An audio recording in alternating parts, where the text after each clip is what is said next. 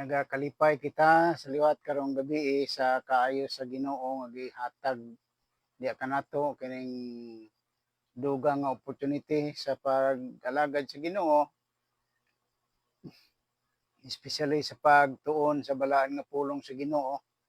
Salamat sa inyo nga pagpadayon sa pag-follow sa pag-support nini nga buhaton online gospel devotion. Nagakalipay gid ako kasing-kasing makita nga interested kamo sa balaan nga pulong sa Ginoo. Sa salamat kaayo gyud sa panahon nga ginagahin ninyo aron nga makapakig-uban sa atong gospel devotion, online gospel devotion. So karong gabi tuon na pud ta sang balaan nga pulong sa Ginoo diha ta sa Corinthians chapter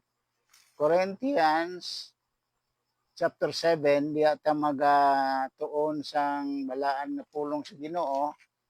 Chapter 7 verse 10 mao ni ang balaan nga pulong sa Ginoo nga ato tun-an karon.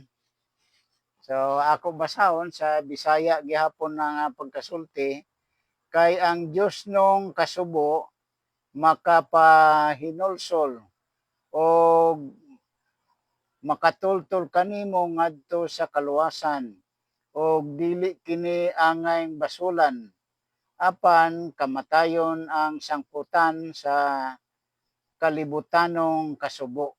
Magaampo kita usa. Langit nun og may gugmaong nga Dios, Ginoo, tagiya ka sa among mga kinabuhi.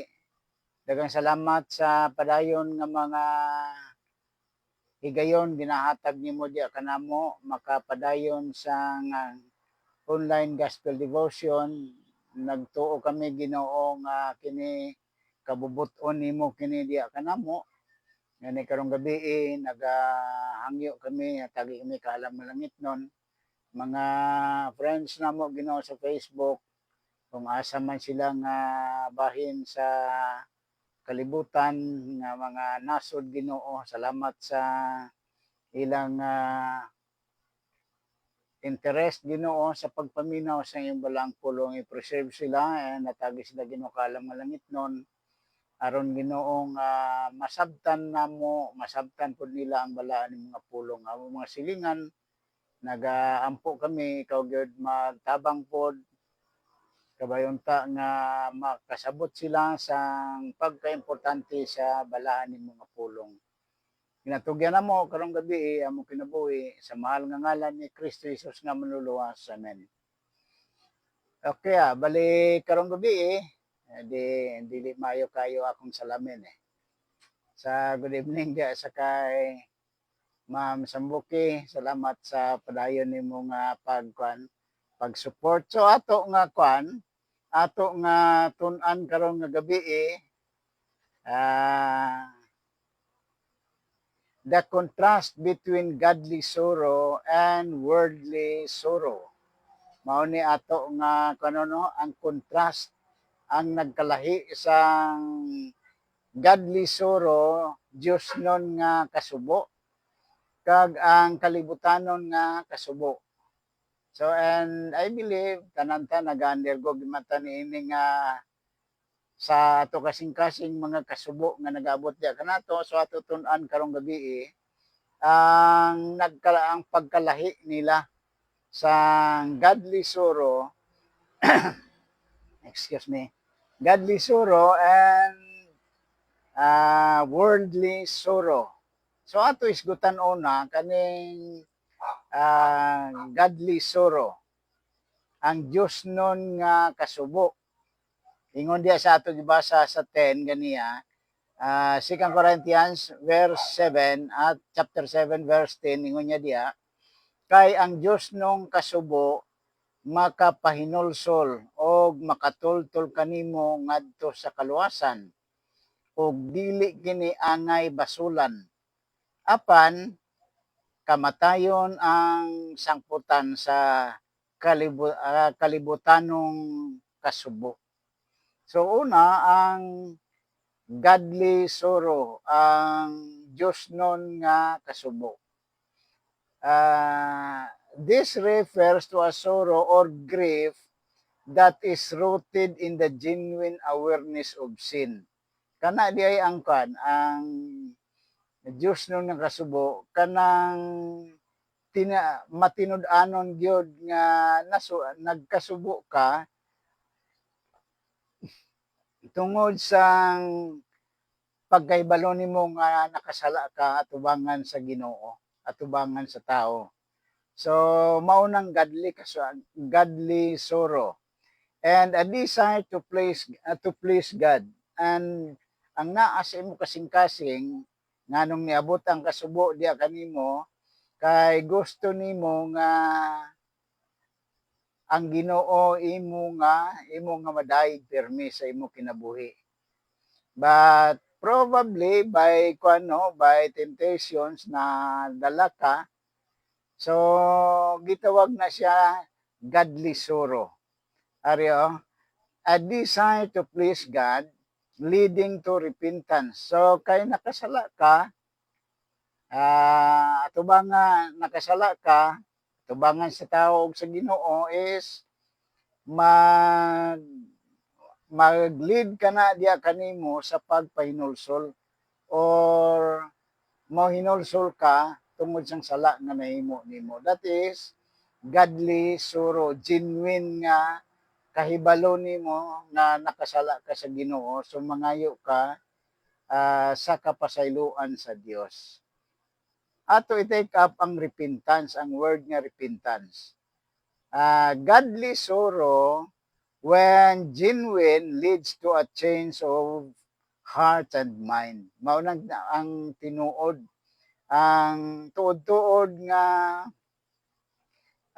kasubo tungod sang imong sala nga nahimo is mag-leads ka na siya sa pag-usob sang imong kasing-kasing o sang imong panghuna-huna.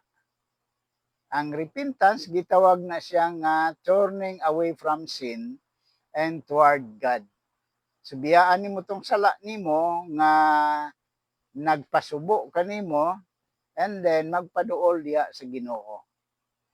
So kabayunta nga kuno ma-determine naton ang godly sorrow. Ang godly sorrow kasubo nga nakahibalo ka nga nakasala ka. Kag gusto nimo nga ang Ginoo mao'y madayeg nimo sa imo nga kinabuhi. So tungod nga nakasala ka, nakahibalo ka nga nakasala ka is ang imo buhaton maghinulsol ka sang imong mga sala. Kung tinuod ang paghinulsol nimo sang imong sala, magresulta ka na siya sa pag-usab sang imo nga kasing-kasing o sang imong panghuna-huna. Turning away from sin and toward God. So that is repentance. And then, kung naghinulsol ka, ang result pagid ana, kung tinuod nga nagkasubo ka sang sala nga nahimo nimo atubangan sa Ginoo, nagrepent ka, nagpangayo ka sang kapasayloan sang imong mga sala, ang resulta na is salvation. Ang resulta na is kaluwasan. Mauna nga ingon niya na diya sa ato gibasa ganiya, mag-result ka na siya sang kaluwasan. Mauna sa verse 10 ingon niya, og magtultol kaninyo ngadto sa kaluwasan. So ato na pud hisgutan ang pulong dinhi nga kaluwasan or salvation. This repentance, born of godly sorrow, is a path toward salvation. Kana ko nga paghinulsol kay matinud-anon man kana nga paghinulsol, moabot kana siya sa kaluwasan. Kay naghinulsol man ka sang imong sala, tinuod man nga hinulsol ka sang imong sala, then ang result ana is salvation, a state of being reconciled with God. Naginulsol man ka sa imong sala, then pasayloon ka sa Ginoo. ma-reconcile ang imong sala sa Ginoo nga nabuhat, i-reconcile niya. Iyang ibalik ang relasyon nga naputol tungod sang sala nga nahimo nimo. That is why ingon sang 1 John 1:9, ingon niya na diya, if we confess our sins, He is faithful and just to forgive us and to cleanse us from all unrighteousness. So kung mangayo ka sang kapasayloan sa Ginoo, pasayloong ka sa Dios. So then ma-reconcile na pud ka diha sa Ginoo. Mao nang resulta sang godly sorrow. Ang godly sorrow magresulta sa repentance, and then kanang imong repenta pag tinuod nga paghinulsol, magresulta kana siya sang kaluwasan. And then ingon niya, wala dili na kadya basol. Dili ka na magbasol. Regret, without regret. Kana kunong pag hinulsol nimo, dili ka na magbasol pa. Nga naman, kay ingon niya din the repentance that follows godly sorrow is a lasting chance or change.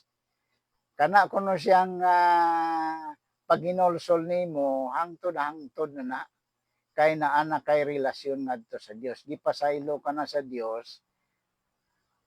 Gipasaylo na sa Dios ang imong sala. Tungod nga nagbiya ka sa imong sala. That is repentance. Not something that will be regretted. Dili ka na magbasol pa kay naginulsol ka sa imong sala. So ang worldly sorrow sa ato na punitunan kadali, mao ni siyang buot niya ipasabot, no? In contrast, worldly sorrow is a grief that stems from the lack of faith or a focus on worldly things. Kana di ay ang worldly sorrow kalibutanon nga kasubo man gingamit dinhi sa Bisaya. Gikan na siya tungod nga wala kay pagtuo. Tungod sang kakulang sa imong pagtuo. So ang imong focus naa sa worldly things, sa mga kalibutanon nga mga butang niining kalibutan. Nakaibalo kita nga ang atong kasing-kasing dili gyud matagbaw, dili masatisfy sa kalibutanong mga butang dinhi sa kalibutan or mga material nga butang dinhi sa kalibutan. Dili masatisfy ang atong kasing-kasing. That is why moabot diya kanato ari niya it leading to a negative outcome, even death. So daghan nato nga daghan nato nga mga experience tungod sang kasubo sa ilang kasing-kasing, mga failure siguro sa ilang mga mga plano niining kalibutan, mga pangandoy niining kalibutan, failure sa ilang mga business, ang uban is nagpakamatay. So mao nang ingon sa balaang kasulatan din sa verse 7, verse 10, ingon niya din ang sangputan sa kalibutanong kasubo, kamatayon.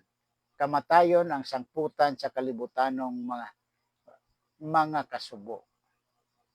So, mauning ko mga pagpahinomdom diya kanato, kontrast ang godly fear o godly sorrow and worldly sorrow. So, dugang explanation about godly sorrow is this. This is a sorrow that comes from a place of acknowledging sin and feeling remorse for wrongdoing. Ang godly sorrow di ay mauna siyang pagkasubo tungod nga nakahimo ka sang sala atubangan sa Ginoo.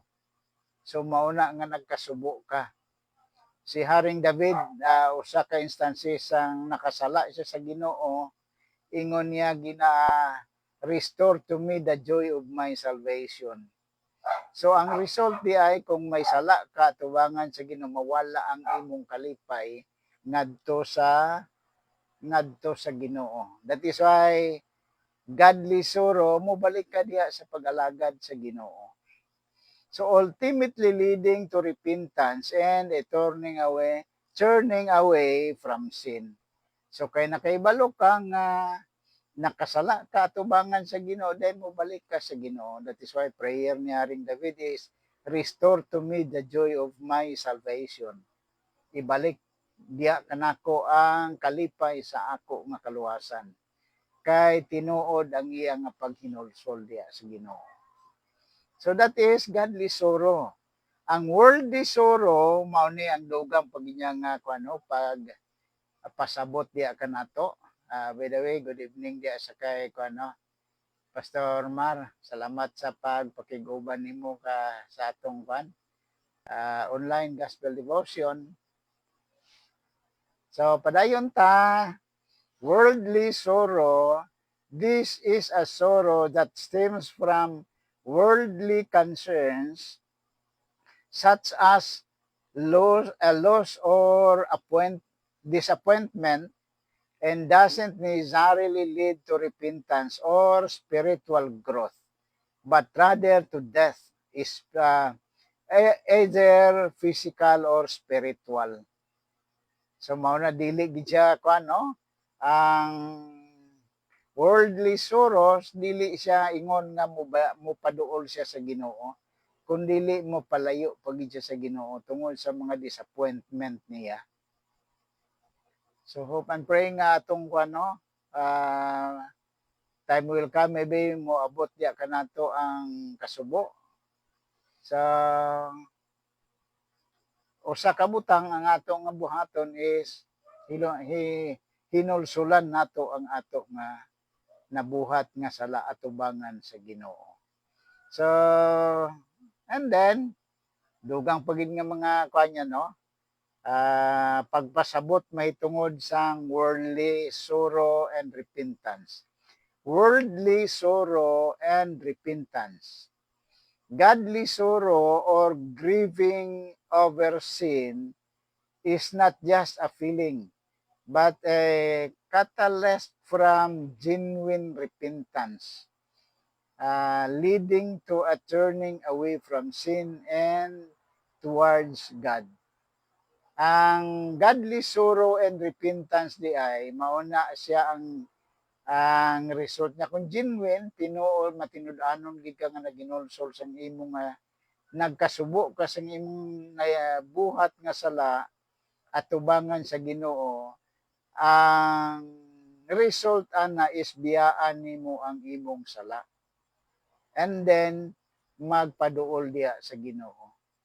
That is why some of our mga friends, gikan sa pagpakasala, may isa at uban nga nato ng mga friends nga ingon nila na naa sila mga vices sa wala pa sila sa Ginoo tungod sa ilang mga testimony. Pero sang nag-abot diya kanila ang kasubo sa ilang sala, nakabalo sila nga sala, ang ilang gibuhat, paduol sila sa Ginoo, and then nahimo silang alagad pod sa Ginoo. So that is why godly sorrow and repentance importante kayo sa tao. Salvation and no regret. Salvation and no regret. Repentance born of godly sorrow leads to salvation. Mao na permi ato nga hinumduman naton permi nga ang tinuod nga paghinulsol magresulta kana siya sang kaluwasan diya kanimo. Kaluwasan in the sense nga nangayo ka sa kapasayloan at tubangan sa Ginoo sa imong mga sala.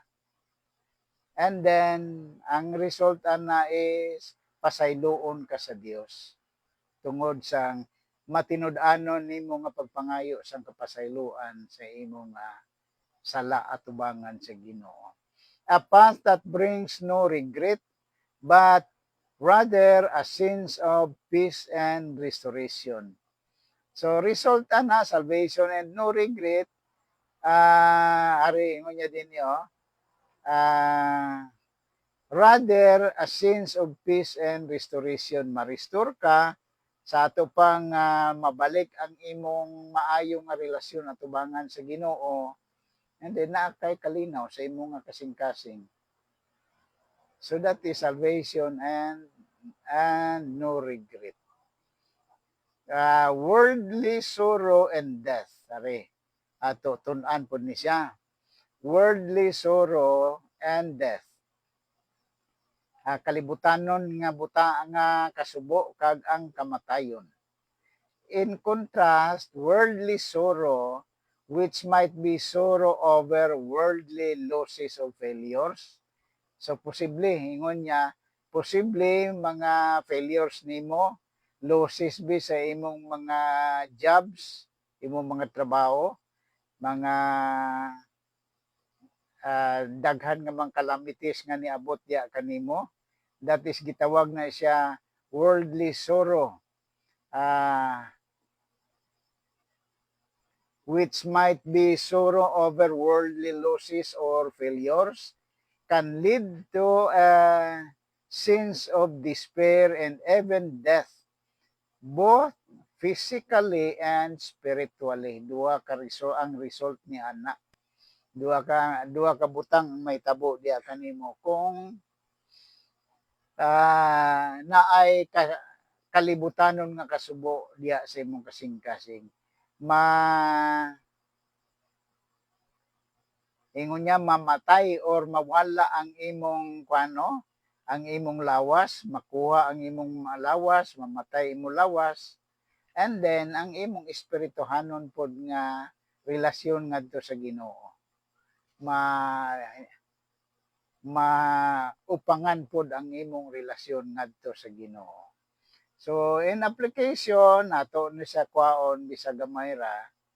So at least tingon niya this passage encourages us to examine our hearts and determines whether we are sorrow is rooted in a desire to please God or to testify our own desires. So I hope maato o sisaon so siyo nato ato nga mga kasing-kasing kung ang kasubo nga nagaabot ba diya kanato tungod nga hindi nato na daig ang Ginoo, hindi nato napalipay ang Ginoo, or basig ang ato ra nga kasing-kasing, ang ato ra nga kaugalingon mo'y gusto nato i-satisfy. Sa which when coupled with repentance can lead to a transformed life.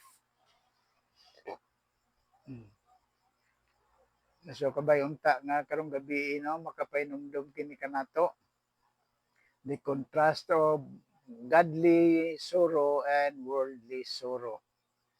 So ari na sa mga example nga gihatag, but dirita sa ato nga lesson.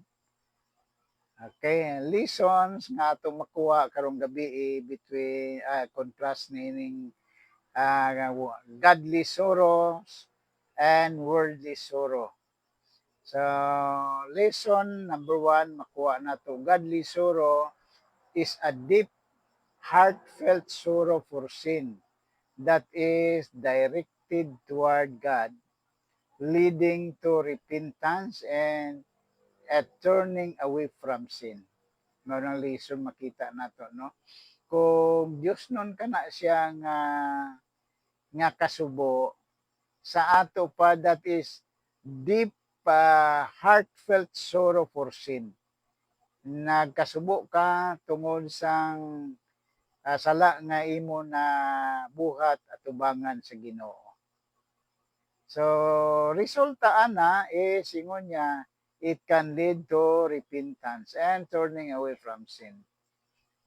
So bayaan nimo ang imong sala kung matinud-anon ka nga nagkasubo tungod sang sala nga nabuhat nimo atubangan sa Ginoo, bayaan gid nimo ang imo nga nabuhat nga mga sala. Kay mao na siyang magpamatuod nga tinuod or matinud-anon ang imo nga pagpangayo sa kapasayloan.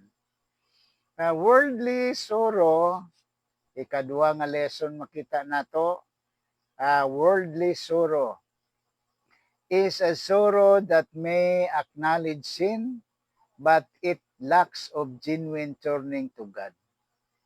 Kalibutanon nga kasubo, mauna siyang nakahibalo ka, aware ka nga may sala ka, apan wala ka na ginulsol sa imong sala. Wala ka maginulsol sa imong sala, and a desire for change. Wala po ka nag-usog.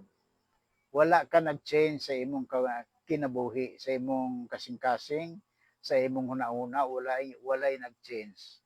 Nga naman kay tungod nga walay Ginoo nga nagtabang nimo nga mausab ang imong nga kinabuhi.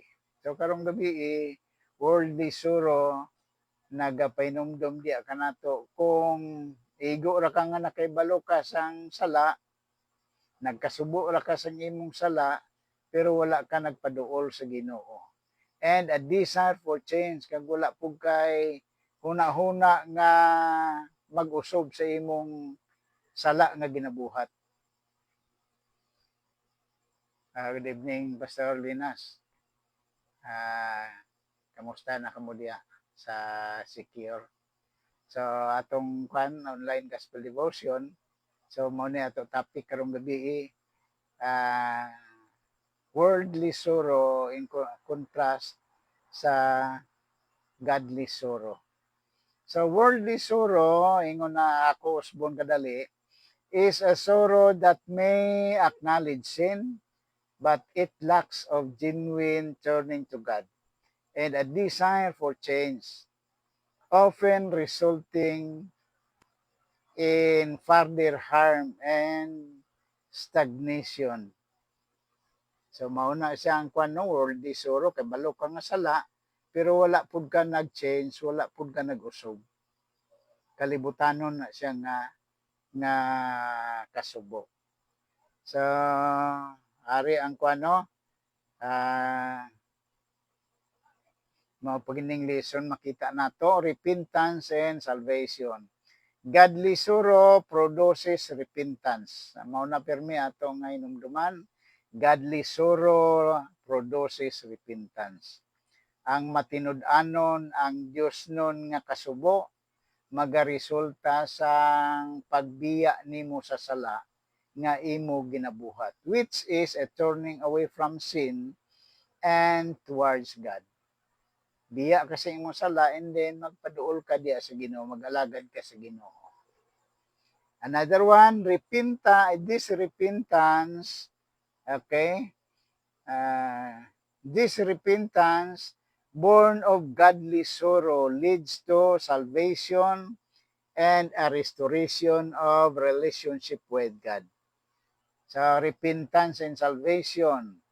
This repentance born of godly sorrow leads to salvation and restoration of relationship with God. So ma-restore na po imong relasyon ngadto sa Ginoo kung matinud-anon ka nga naginulsol diya sa imong sala. And then another one, the key is not just feeling sorry, but actually changing one's heart and actions. Dili na siya paigo nga mag-ingong ka nga sorry, nagkasubo ka. Kundili, ingon niya, kinanglan gyud actually changing one's heart. Mo usob gyud ang imong kasing-kasing. Pag usob sa imong kasing-kasing, sa imong una-una, magresulta na siya, mapakita na sa imong aksyon. So that is tinuod nga repentance. Makita sa imong mga buhat. So kabayunta karong gabi makahatag kini siya sang mga panalangin diya kanato So application na lang ta kay kuha na atong oras, no. Good evening kay Ma'am Lisel Villa Carlos. So thank you sa imong padayon nga pag uh, support sa ato nga online gospel devotion. Application ta kay ato time is running out.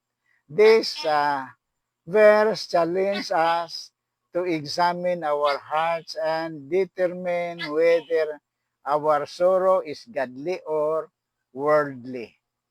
So muna application nato, no, kinahanglan i-determine nato ang kasubo nga naabara diya kanato, godly ba na siya nga kwan, Diyos nun ba na siya nga kasubo or kalibutanon nga pagkasubo. Ingon nato ang Diyos nun nga pagkasubo nagpangayuan nimo kapasayloan sa Ginoo ang imong sala, and then nag-alagad ka sa Ginoo. Ang kalibutanong kasubo dili matinud-anon nga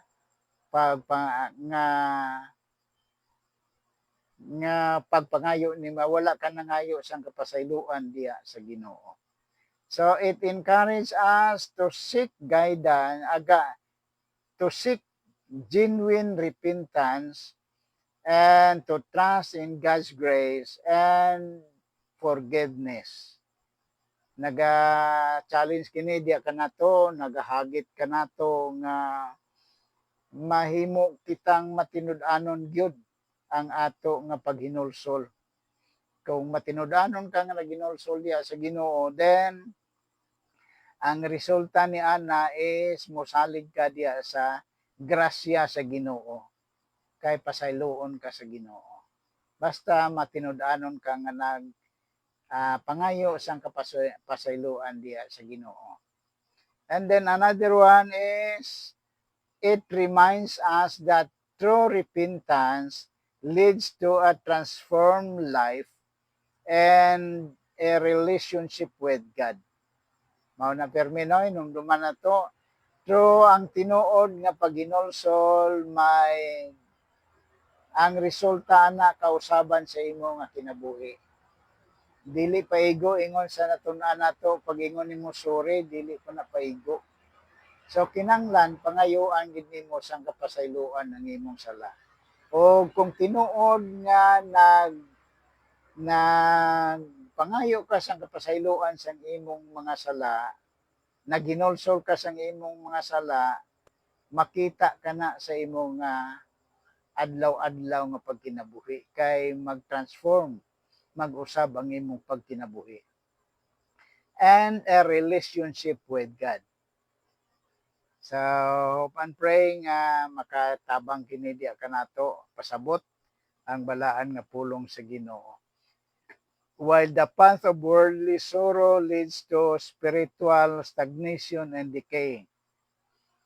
Sa ang ato diya, ang last na lang ato kwaon, it reminds us that true repentance leads to a transformed life and a relationship with God, while the path of worldly sorrow leads to spiritual stagnation and decay. Hope and pray nga makahatag kini siya sang mga dugang nga kahibalo diya kanato sa nagapadayon ta sa pag-alagad sa Ginoo. We will search our hearts kung ang kasubo nga nagaabot diya kanimo, is it godly sorrow or worldly sorrow. So kabay unta nga madetermina to, and then kung Diyos nun kana siya nga pagkasubo, ang resulta na mangayo ka sa kapasayloan sa Ginoo, and then biyaan nimo ang imong sala, and then mag-alaga diya sa Ginoo nga matinud-anon. Good evening kay Ma'am Nelly Jean Novales and Novela. Salamat sa imong padayon nga pagpakiguban kanato sa atong online gospel devotion. dili man ta makakita gyud sa mga personal kay lahi-lahi man nato mga trabaho, naapod ka mo sa lagyo. But we really believe na by this program, maka-communicate kita sa usag-usa and then maka-inampuay kita sa usag-usa. So salamat kayo karong gabi sa inyong nga pakiguban and ako ra gyud panginaot nga og hangyo diha kaninyo tabangan nato ang buhaton sa Ginoo kay by this program or online gospel devotion we can join together to meditate the word of God. Mapray ta dalaygon ka langit nga Dios karong gabi sa kaayo nimo ay salamat kayo sa mga nahimo nimo sa among kinabuhi and even for this evening nga nakatuon kami Ginoo sa imo balaang pulong. Godly sorrow ang kontrast sang worldly sorrow kay do believe Father nga makahatag kini sang mga kahibalo pagidya kanamo sa nagapadayon kami sa pag-alagad kanimo. Ako prayer Ginoo nga kung may naa pa nga mga katawhan among mga friends nga hindi nila na siguro ang kaluwasan kabayon ta nga itugyan nila ilang kinabuhi diha kanimo aron Ginoo ma-prepare ang ilang kaugalingon kung kuhaon nimo sila niini ng kalibutan. Uban ni sila tagi sila Ginoo kalinaw pud karong gabi mga friends na mo Ginoo sa lain-laing mga area ilang pagpahulay and then i-prepare sila for sa ilang mga trabaho ug mga adlaw. Ngani nagtugyan kami og nagasalig sa mahal nga ngalan ni Kristo Jesus nga manluluwas. Amen. Okay, mayong gabi sa tanan.